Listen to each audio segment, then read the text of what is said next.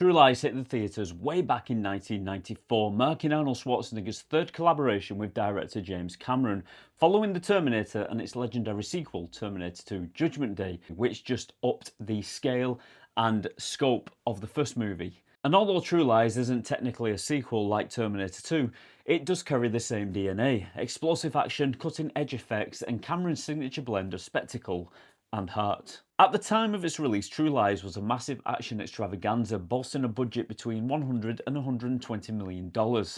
That made it the first film to officially cross the $100 million production threshold, a milestone in Hollywood history, and it went on to earn $378 million worldwide, proving that audiences were more than ready for Schwarzenegger as a tuxedo-clad super spy in a movie that clearly rivaled the James Bond flicks. But here's a twist. True Lies is actually a remake of the 1991 French comedy La Totale. Allez, tire-toi.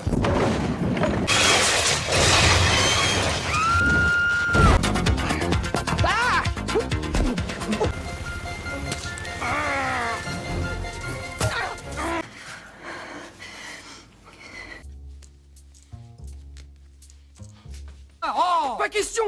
Dès que j'aurai le dos tourné, vous allez me tirer comme un lapin! Arrange-toi! Oh! Get lost, dipshit.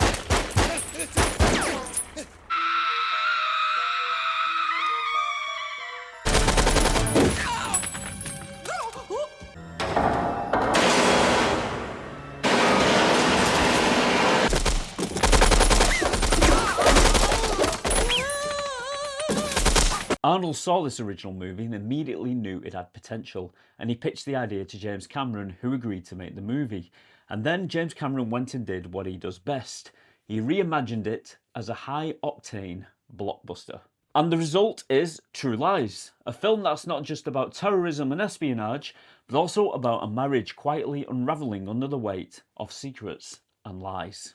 In this movie, Arnold Schwarzenegger plays Harry Tasker, who is a top-secret government agent working for the Omega Sector, a covert counter-terrorism unit. To his wife Helen, played by Jamie Lee Curtis, and daughter Dana, he's just a dull computer salesman constantly away on business. But when Harry uncovers a terrorist plot involving stolen nuclear weapons, his double life begins to unravel. And things get more complicated when Harry suspects that Helen is having an affair with a sleazy used car salesman played by Bill Paxton, who pretends to also be a spy. Now Harry must save his marriage and the world from the terrorists and a nuclear attack. This movie is hands down one of my favourite Arnold Schwarzenegger movies, and it kind of feels different from all the other Arnold Schwarzenegger movies that have come in the past. And I think that's because True Lies is not only an action movie, it's also a movie about family, giving Arnold more range and more emotional scenes to work with. And you know what? He pulls it off perfectly. At the beginning of the movie, we see Arnold doing the tango with the villain Juno Skinner, played by Tia Carrere. And at the time when this movie came out, I only knew her from Wayne's World 1 and 2, and I was already a fan. She's a babe! And in this scene, Arnold is very, very charming, and he can actually dance if you forget the fact that he is a massive Austrian oak. And this is what I meant before by saying that this movie gives Arnold more range to play with. He really is playing such a different character than anything we've ever seen before. He's given so much more to do. In the scene where Arnold discovers that his wife Helen is possibly cheating on him, he does a really good job of making us believe that he is genuinely heartbroken. You actually believe it. And then of course when it comes to the action, well, it's Arnold Schwarzenegger, need I say more?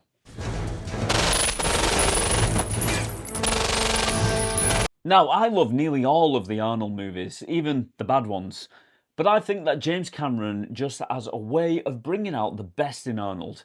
He knows his limitations, and he brings out the best of him on screen. And another thing about James Cameron is that he knows exactly how to cast the right actor or actress for the particular role that he has in mind. Take Jamie Lee Curtis, for example, who plays Helen, Arnold's or Harry's wife in the movie. Originally, Arnold was reluctant to have her play his on-screen wife out of respect for her father, Tony Curtis, and Arnold believed it would be like kissing his cousin on screen. However, James Cameron just knew in his bones that Jamie Lee Curtis was perfect for this role and asked Arnold to trust him, and Arnold did, and Jamie Lee Curtis was cast, and the rest is history. She's absolutely brilliant in this movie. And then, of course, we have the perfect casting of Bill Paxton, and this actually comes as no surprise, as he is actually in most of James Cameron's movies because they were very good friends. But Paxton gives a standout performance as the sleazy car salesman, Simon, who is trying to bed Helen whilst trying to make her believe that he is actually a spy. And believe me, when I say sleazy, I really do mean sleazy. Paxton does not hold back. He is slimy as hell in this movie, and he even delivers one of the most uncomfortable lines I have ever heard. Ass like a 10-year-old boy. And then we have Tom Arnold as Gib, Harry Tasker's wisecracking partner and the film's comic relief. His rapid-fire quips and sarcastic commentary play perfectly against Arnold's stoic, straight-faced hero, creating a dynamic that's both hilarious and oddly heartfelt. But then we have the villains of this movie, who do a fine job, don't get me wrong, they're perfectly fine. But as movie villains go, they are just not that memorable. Now take the main villain, played by Art Malik, who, like I said, is perfectly fine in this role. I'm not knocking his performance one little bit. But when I think of memorable villains, this guy is just not one of them. This may be down to two reasons. And reason number one is that I believe that this movie is first and foremost focusing on Arnold and Jamie Lee Curtis's storyline. And the terrorist story is kind of just running in the background. It kind of takes a back seat in the middle of the movie. And reason number two, True Lies is an action comedy, and although Art Malik's character can come across as a nasty piece of work, some of his scenes are comedic, especially the bit at the end of the movie where he goes slamming into the tail of the plane with his family jewels. It definitely feels like a Looney Tunes cartoon at this point. And of course, there's the scene where he gets shot from the missile, when he's actually hanging onto the missile and Arnold shoots it into the enemy helicopter, killing him and everyone else. This is something that would surely happen in a Wile E. Coyote movie, although I've got to say, it was actually a very awesome death scene. James Cameron's movies always feel so well constructed, and they're an absolute joy to watch. Like The Abyss, for example, Aliens, T2, Titanic, all exhilarating movies, and this movie is no exception. And then, of course, there's the action-packed horse chase scene, which takes Arnold through a hotel, up an elevator, and onto the rooftop. And because of Arnold's horse riding days whilst filming Conan the Barbarian, he was actually able to do a lot of his own riding. Actually, Arnold claimed to have done so many of his own stunts in this movie, and I believe him. I think that he actually did do a few of his own stunts, but his stunt double is so noticeable in this movie, in so many scenes. I only wish that Cameron could maybe go back and fix it with today's technology, because it is really obvious, especially on new HD televisions. It's clear to see that it's not Arnold. Now, there's some very impressive scenes at the end of the movie involving fighter jets, which were actually provided to James Cameron for the filming. And this was unlike anything we had ever seen in a movie before, apart from maybe Top Gun. And the scene at the Florida Keys with the bridge explosion was absolutely exhilarating to watch. But the standout stunt is where the limo goes over the edge just before Jamie Lee grabs hold of Arnold's hand as he hangs off a helicopter. This scene was shot with stunt doubles, as Jamie Lee's stunt double is pulled from the limo as it goes over the edge. The very next shot is of Jamie Lee Curtis hanging from the helicopter. For real, this was really her doing her own stunt. And man, you have got to respect that. That is pretty brave for an actor or actress to actually do themselves. And then, of course, there's a scene at the end of the movie, which is another great action set piece, which is just amazing to watch. And I really wish I could have seen it as a kid at the cinema, but I was a little bit too young. But on the big screen, it would have been amazing to see Arnold tear up the skyscraper trying to save his kid. And this scene was actually filmed with a few special effects here and there, but mostly they actually had a replica of the fighter jet, which they simply hung on a crane over the building. And Cameron would use certain filming techniques to make it appear as if the jet was actually moving and flying around in the air when it wasn't. It was basically just dangling there. True Lies to me feels like two movies in one, and I feel like the real movie revolves around Harry and Helen's broken marriage, the lies, and then of course the realisation that her husband is a secret agent. And then there's the terrorist plot, which I feel comes in second, but that does not mean it's not as enjoyable. And I think if the focus was the other way around, say on the terrorist plot point and then the marriage came second, this movie just would not work. And yeah, there are a few scenes which I think are a little bit dodgy. I mean, you could say that the scenes where Harry forces Helen to comply with his orders and work for the agency is just downright cruel.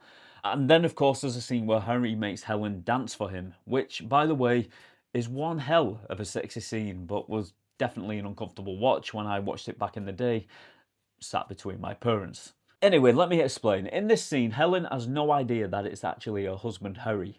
And I think it's also kind of cruel to put her through this. And I wonder how that conversation would have gone down if the terrorists had not broke the door down and kidnapped them. Harry kind of put her in this horrible situation. And I don't think it would have gone down the way he wanted. And I'm not sure what he actually expected. Well, I am sure what he expected. It was kind of played out like it was going to turn into this romantic love scene. I just don't see it turning out that way. I think Helen would have been furious. Although I will say this dance scene did show Jamie Lee Curtis's character Helen let loose and come out of her shell. Although she did still slip up a few times, which was very, very funny. Now, there was actually a sequel planned, and I'm so upset that we never actually got it. As we know, James Cameron is great when it comes to sequels. Terminator 2, Aliens, just fantastic movies. But after the attack on 9/11, it kind of made it impossible to make a sequel to this movie. And James Cameron's reason for this is that we now live in a world where terrorism just isn't funny. And I think we can all agree it was never really funny in the first place, although I can see where he is coming from with this remark. But True Lies did, however, get a TV series with a brand new cast, and man, it was very, very bad. This movie is a true gem. It's action-packed, but it's also got heart and comedy, and I think it would have been a great night at the cinema back in the day, but it is just as enjoyable to watch at home. But after True Lies, Arnold went on to star in movies such as Junior, Eraser, Jingle All the Way, Batman and Robin, End of Days, and The Sixth Day. This is what I consider to be Arnold's fall from his massive success in the movies. And don't get me wrong, I really do like these movies. Apart from Junior, maybe. But there was definitely a noticeable decline in quality. That is until Terminator 3 came out. I don't know, it always seemed like Arnold's movie career peaked with Terminator 2 and True Lies. And I believe that's down to James Cameron. He knew how to bring the best out of Arnold and bring us some of the best action movies ever made. And I say, it's time for a sequel. Bring Harry Tasker out of retirement for one last mission. Okay, he may be getting on a bit, but Arnold is still larger than life, and if Clint Eastwood can make a movie like Gran Torino, I reckon Arnold's got one more in the chamber.